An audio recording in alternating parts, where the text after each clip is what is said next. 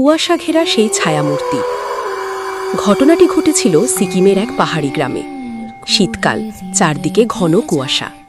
অঞ্জন নামে এক পর্যটক পাহাড়ের নির্জনতা খুব ভালোবাসত।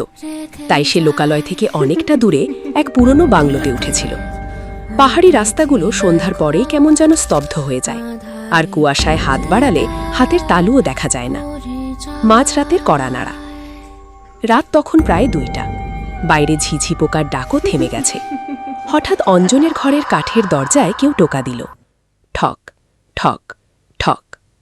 অঞ্জন ভাবল হয়তো বাংলোর কেয়ারটেকার এসেছে। সে দরজা খুলল, কিন্তু বাইরে কেউ নেই। বারান্দায় টর্চ মারতেই দেখল দূরে কুয়াশার ভেতরে একটা লোক দাঁড়িয়ে আছে। তার হাতে একটা পুরনো লণ্ঠন। অঞ্জন ডাক দিল, কে ওখানে?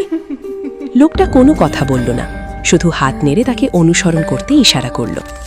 অঞ্জন কৌতূহলী হয়ে কুয়াশার মধ্যেই তার পিছু পিছু হাঁটতে শুরু করল। রাস্তার সেই মৃত বাঁক। হাঁটতে হাঁটতে লোকটা তাকে নিয়ে এলো রাস্তার একটা খাড়া বাঁকের সামনে। জায়গাটা খুব অন্ধকার, আর নিচে গভীর খাদ। হঠাৎ লোকটা থেমে গিয়ে লণ্ঠনটা উঁচিয়ে ধরল। টর্চের আলোয় অঞ্জন দেখল লোকটার পরনের কাপড়গুলো ভেজা, আর সেখান থেকে বৃষ্টির বাণী নয়, বরং টকটকে লাল রক্ত চুইয়ে পড়ছে। অঞ্জন ভয়ে পিছিয়ে যেতে চাইল, কিন্তু লোকটা হঠাৎ তার দিকে ঘুরে দাঁড়াল। তার সারা শরীর দুমড়ে মুচড়ে গেছে, যেন কোনো বড় দুর্ঘটনায় হাড়গোড় সব গুড়িয়ে গেছে।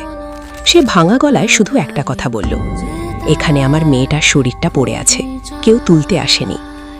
শিউরে ওঠা সত্য। কথাটা বলেই লোকটা কুয়াশায় মিলিয়ে গেল। অঞ্জন ভয়ে কোনো মতে দৌড়ে বাংলোয় ফিরে এলো। পরদিন সকালে সে কেয়ারটেকারকে সব খুলে বলল। কেয়ারটেকার দীর্ঘশ্বাস ফেলে বলল, বাবু, ঠিক 1 বছর আগে এই দিনে এই বাঁকেই একটা ট্রাক দুর্ঘটনা হয়েছিল। এক বাবা আর তার ছোট মেয়ে খাদে পড়ে মারা গিয়েছিল। বাবার লাশ পাওয়া গেলেও কুয়াশা আর দুর্গমতার কারণে মেয়েটার শরীর কোনোদিনও উদ্ধার করা সম্ভব হয়নি। অঞ্জন আর এক মুহূর্ত সেখানে থাকেনি।